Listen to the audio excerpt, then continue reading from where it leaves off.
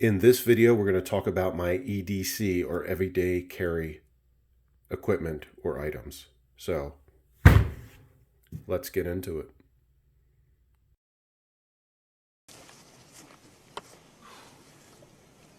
Any of you some bitches calls me Grandpa, I'll kill you.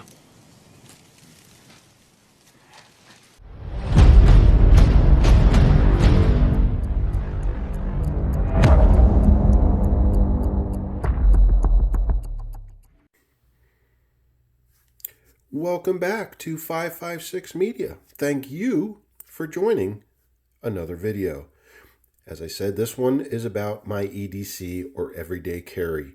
These are my personal choices for what I have upon my person or within immediate reach, 24/7, 365.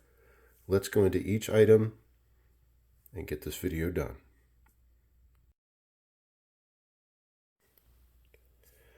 All right, so right away you'll see there's two Glock pistols sitting here on the bench.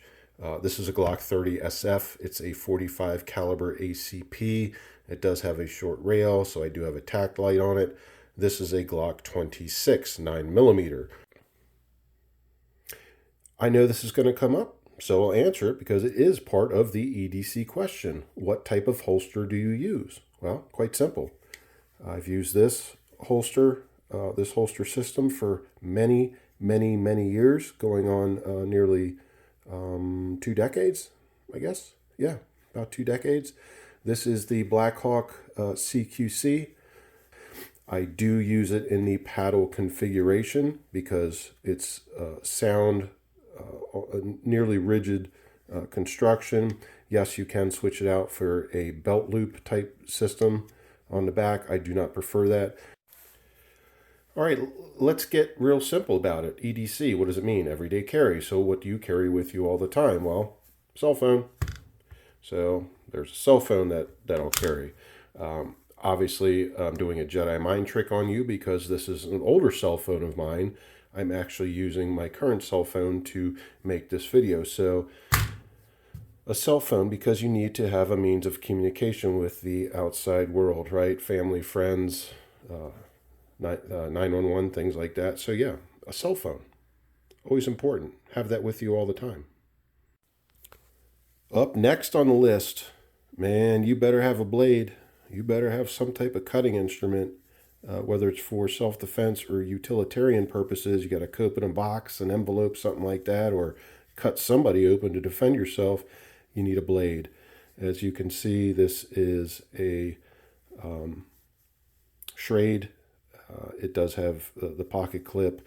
This one, however, is a switchblade. It's an automatic knife. I've been using this style, particularly this model, for many years. I have several of them, along with other styles that are very similar, but you have to have a blade. This one's partially serrated, which is very important to me. You can see the serrations there. I'm a strong believer in having a partially serrated blade. Also has a glass breaker, or also you can call it a skull crusher on the end, because these can be put into your fist and used in either direction as a self-defense tool. So there's that. A little longer than a few minutes later. All right, something else that is very common for everyday carry is a multi-tool. Now this one happens to be a SOG. I'm a fan of SOG and Gerber and Leatherman. Those are the three that I carry, that I own and carry on a daily basis. As I said, this is a SOG. Now, anyone that's familiar with a multi-tool knows you got pliers, wire cutters, screwdrivers, flathead Phillips. You got another blade. You got a little saw thing. You got a bottle opener. You got all kinds of things in this that you can use in a tight spot. So these are good to carry. They're pretty compact. You can throw it in your pocket. You can throw it in your center console, your glove box. But to have this on you or within reach 24/7, 365 is a pretty good idea, because it's basically a mini toolbox. So a multi-tool. All right, up next, very important, a flashlight. You need some type of flashlight. Now this is just some cheap import, probably Chinese made LED flashlight, but it does work. It does do the job.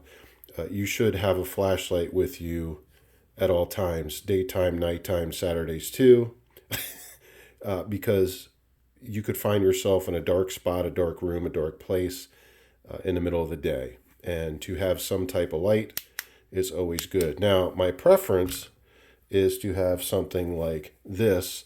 This is a Surefire Z2 Combat Light. You can tell it's well worn. I would carry these on duty, but it's made so you can carry it in your offhand while using your strong hand with your firearm, and use this in addition to your firearm in case you don't have a tack light or a tactical light mounted to your firearm.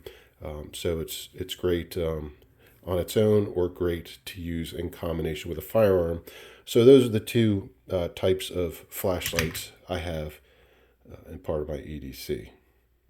Finally, and I'll get ripped for this by a lot of newer people that have EDC, newer preppers, things like that, because they're starting to bash this type of thing. This is a paracord bracelet.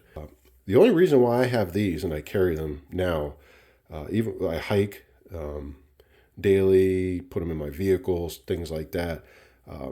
I like to have an extra emergency pair of shoe or boot laces around, and this is perfect.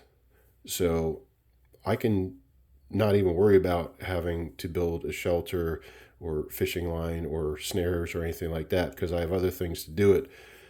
I have this solely for the purpose of emergency repairs in case my shoelace or bootlace breaks.